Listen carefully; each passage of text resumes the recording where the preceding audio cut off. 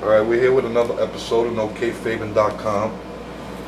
Former ECW World Champion Raven, I want to welcome you to my site. You might want to speak up just a hair, just because you got the EC right at you. You know what I mean? No problem, got you.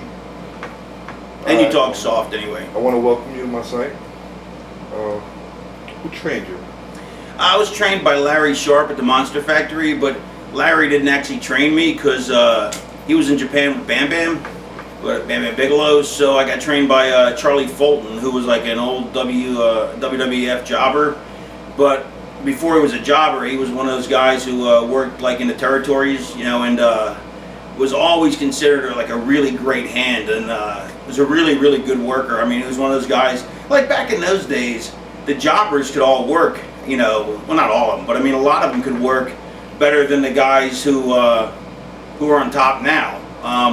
Because you had to learn your craft back then, or you had time to, you know, it wasn't like just do a bunch of indies and jump, you know what I mean, and try and make it to the show.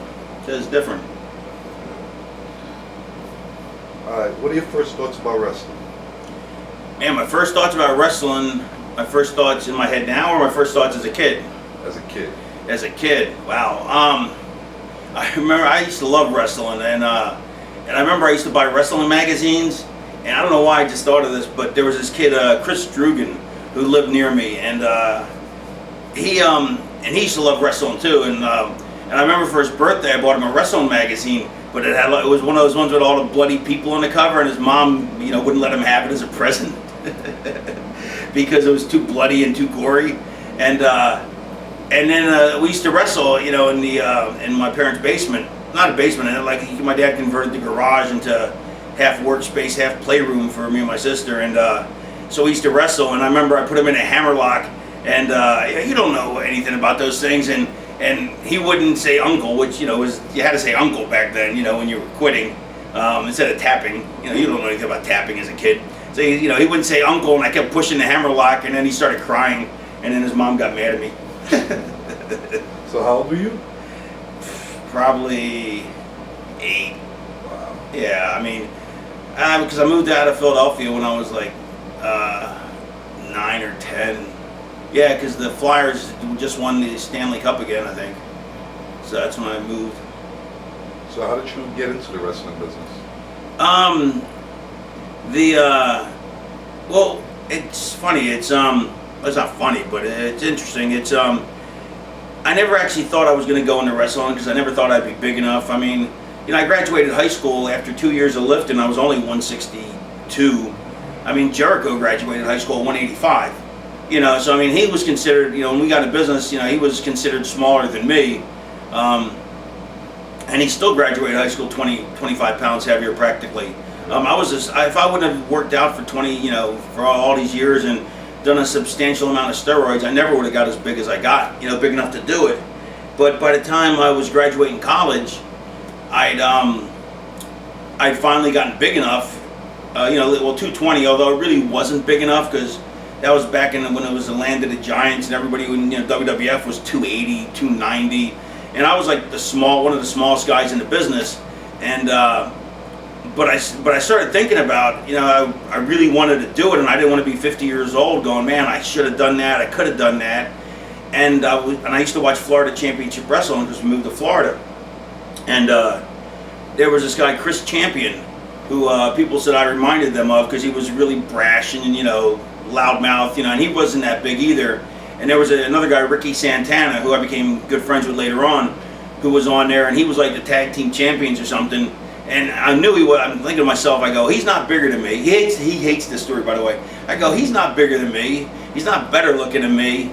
I'm taller than he is. If he can do it, I can do it.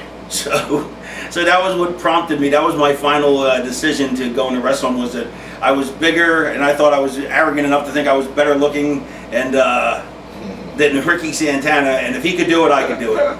Well, Not realizing what a great athlete he was, and all that. I just, it just was my impetus. And the interesting thing is I thought it was all fake, obviously, and then I started doing it, and it hurts. And I don't know what I was thinking. Like, I guess I thought, well, it wouldn't hurt because it's fake, and it's not that it's fake, but the outcome's predetermined. But in my mind, like, when I started, I'm like, ow, this hurts. You know, you take bumps, you know, and then of course when you're first learning how to bump, you know, take a back bump, you bang your head on the mat because you're not used to tucking your chin, which gives you like the worst, you know, concussion type headaches, migraines you can think of. And you know, and then just hitting the ropes, you know, you're black and blue under here. I mean, the first month or so. And I was like, man, this hurts. Crap. You know, I thought this was going to be fake. And but then I was like, I already told all my friends I was going to do it, so there's no way I was going to back down. You know, I was like, plus I'd already been in the Marine Corps anyway, so it was like, you know, it's not like I was going to turn it down, but I was just shocked. And you know, like the first day I came home from practice from wrestling school, I was in so much agony. I mean, I think that's probably the first concussion I ever had was after wrestling school the first day, because I must have banged my head so many times that, I mean, I was just so sick to my stomach. I mean, I'd never felt that horrible. And like literally the thought popped in my head to quit, but as soon as it popped in, I was like, nah, I can't.